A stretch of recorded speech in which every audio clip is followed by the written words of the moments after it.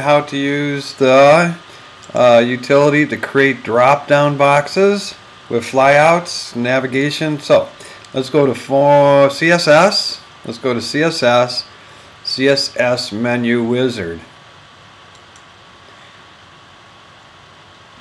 When you get there, you'll see this interface.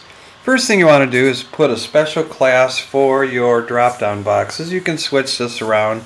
You can put your company name or whatever, but it can't have any spaces or special characters.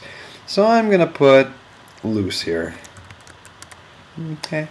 And then the top row are the boxes that will be your parent boxes. So I'm going to put home, about,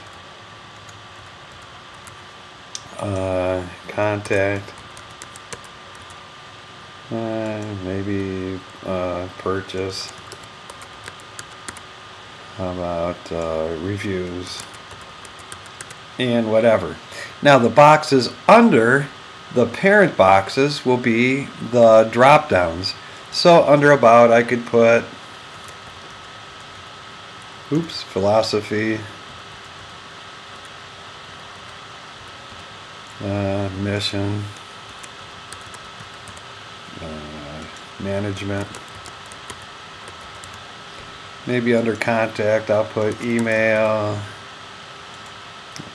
social media. Under purchase I can put catalog,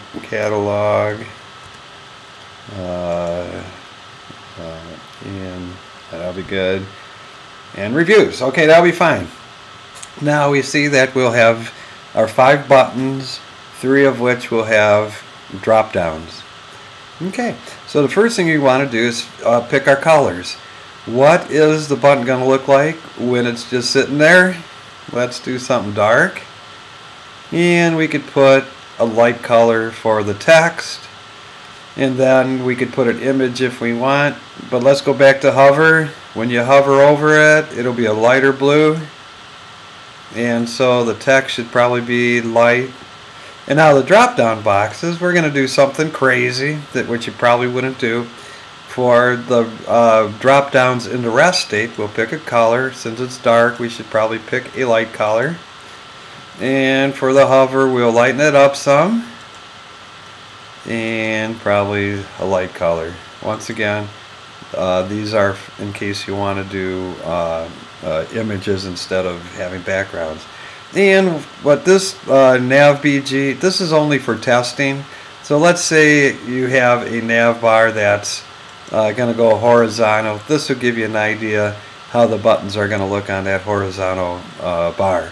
So let's get code, and immediately we will see what our button bar looks like at the top. Home, about, contact, purchase, reviews. Under about is philosophy and mission, management. Under contact is email, social media, purchase, there's catalog. Okay, now here is the code that's written to get that button. This part would go into your HTML document, and this part would go into your CSS. You'll notice that I divided the code up into functionality. This is what makes the drop downs work and the mouse overs. And then I separated the style out so you can go in there, and it's even labeled so you know where you might want to change things. Here's where you might want to resize the buttons. Here's where you might want to move them around. And so this is just your basic begin here kind of a button bar. Okay, you're definitely, as a webmaster, you're going to want to go in and make those styling changes. Okay, so this is for a horizontal bar.